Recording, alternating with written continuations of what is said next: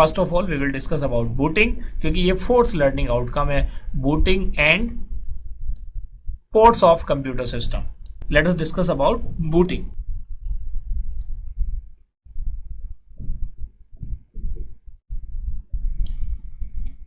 देखिए, अगर मैं बूटिंग की बात करता हूं, जब आपका सिस्टम ऑफ होता है, तो जब सिस्टम ऑफ है तो उसके अंदर आप देखेंगे तो रैम के अंदर कोई भी डाटा अवेलेबल नहीं है, सारा का सारा डाटा किसमें, हार्ड डिस्क।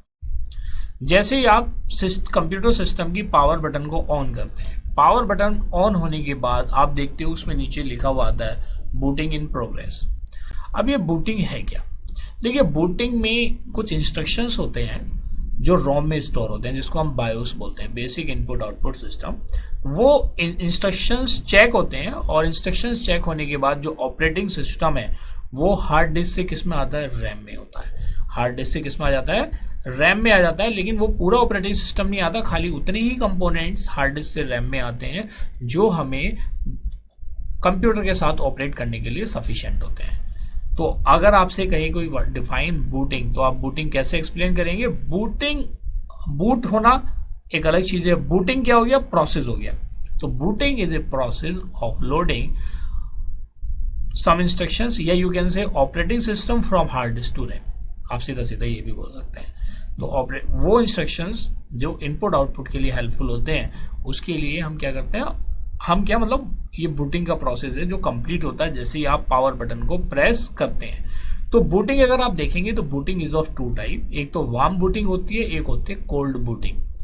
तो वार्म बूटिंग और कोल्ड बूटिंग में क्या डिफरेंस है, किस टाइप की होती है, आइए अब हम आगे देखते हैं। पहले इसको आप एक प्रॉपर नोट्स बना लो, बूटिंग को आप कैसे एग्जामिनेशन में एक्सप्लेन करेंगे। अगर डेफिनेशन की फॉर्म में लिखे तो आप लिखेंगे when we start the computer then there is an operation which is performed automatically by the computer which is called booting. और you can write it as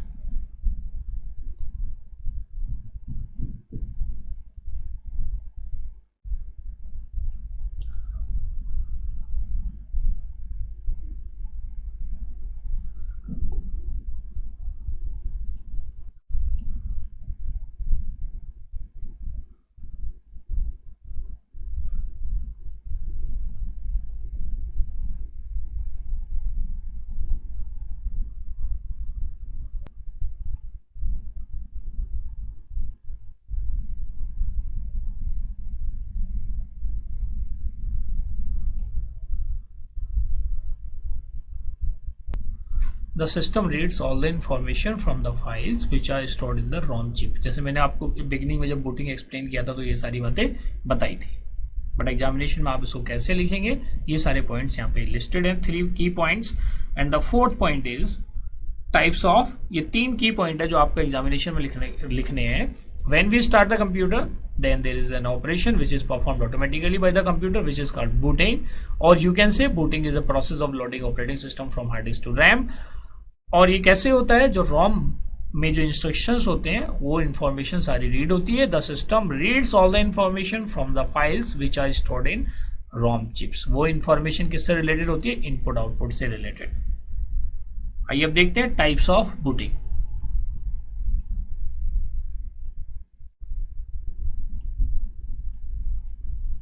तो जैसा मैंने आपको बताया था, booting is of two type, warm booting and cold booting. तो देखो कैसे आप डिफरेंशिएट करेंगे वार्म बूटिंग और कोल्ड बूटिंग को। कट अगर यहाँ पे देखिए आप कैसे डिफरेंशिएट करेंगे warm booting and cold booting को। जैसा मैंने बताया था, वार्म बूटिंग के अंदर जो आप फ्रेश पावर बटन दबाते हो, फ्रेश कंप्यूटर को स्टार्ट करने में कौन सी बूटिंग होती है, that is called warm booting.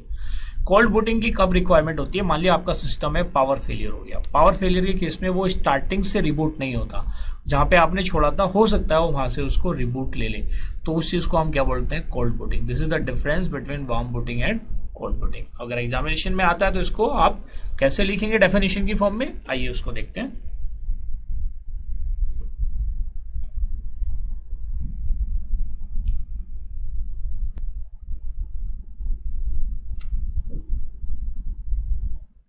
तो देखिए, the user will press the power button, then this will read all the instructions from ROM and operating system will be automatically gets loaded into the system. This is called warm booting. तो जो हमने ऊपर discussion किया that is the example of warm booting. आइए अब देखते हैं next is cold booting. तो कोल्ड बूटिंग के केस में मैंने आपको बताया कि अगर आपके सिस्टम में कोई पावर फेलियर हो जाए उसके बाद जो सिस्टम स्टार्ट होता है तो वो कौन सी कैटेगरी में आता है, that comes into the category of cold booting.